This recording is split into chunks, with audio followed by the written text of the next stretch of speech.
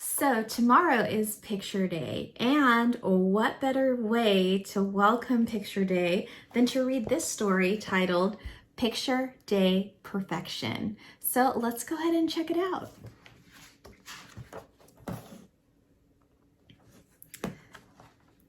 Picture Day Perfection, written by Deborah Deason, pictures by Dan Santan.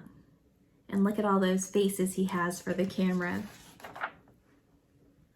I'd planned for months. This was going to be the year of the perfect school picture. But some days, not everything goes according to plan. The day started with the worst case of bedhead ever. Exhibit A, front view. Exhibit C, back view. Exhibit B, side view. Exhibit D, the look on my brother's face when he saw my hair. Then it took quite some time to unearth my favorite shirt. I finally found it at the very bottom of the hamper. You might call it stained, you might call it wrinkled, you might even call it smelly. You wouldn't be wrong.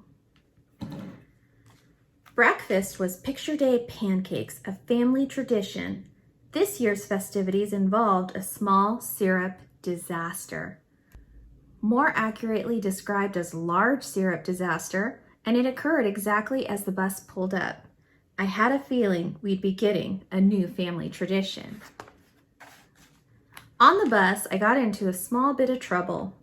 Make that a large bit of trouble. The bus driver made me sit in the seat right behind him for the rest of the ride. By the time I got to school, my Picture Day face was in a fixed scowl.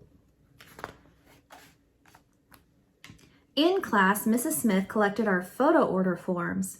Do you think my mom checked emerald green for my photo background, or peacock blue, or pizzazzy purple? No, once again, of all the backgrounds in the world, Mom checked snoring, boring, traditional gray.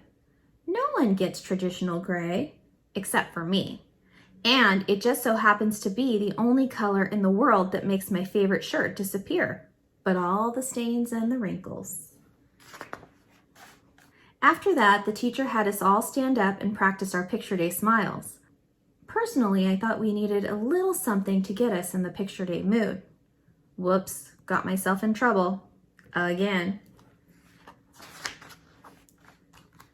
Luckily, I got to rejoin the class in time for art. Art involved quite a lot of paint, or at least it did for me.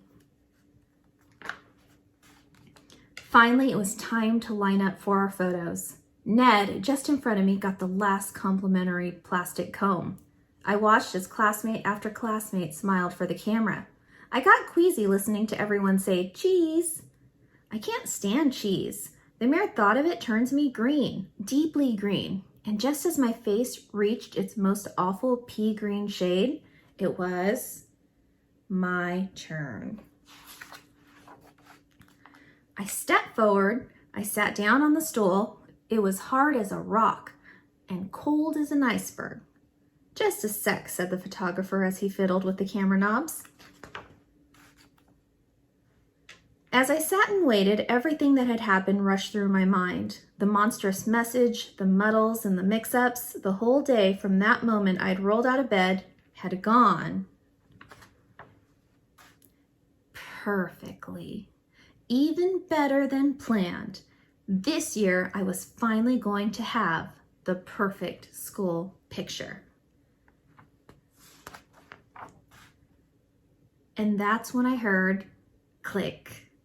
In a flash, all my hard work, my perfectly tangled hair, my perfectly rumpled shirt, my perfectly sticky face, my perfectly composed scowl, my perfect boring background, those perfect paint splatters, that perfect sickly pallor, wasted, useless, ruined, in a moment of weakness by an unexpected smile. Mom says it was my best picture ever. But just wait till she sees next year, Picture Day. And that is the end. Now, I hope that you guys don't try to have a bad picture on purpose. So tomorrow when it's picture day, I hope you guys smile your best and give it a go. Try your best to get that perfect picture day smile. Usually you don't want to wear a stained shirt or a wrinkled shirt, right? But however you look tomorrow will be great. So happy picture day tomorrow. And that's it. Bye.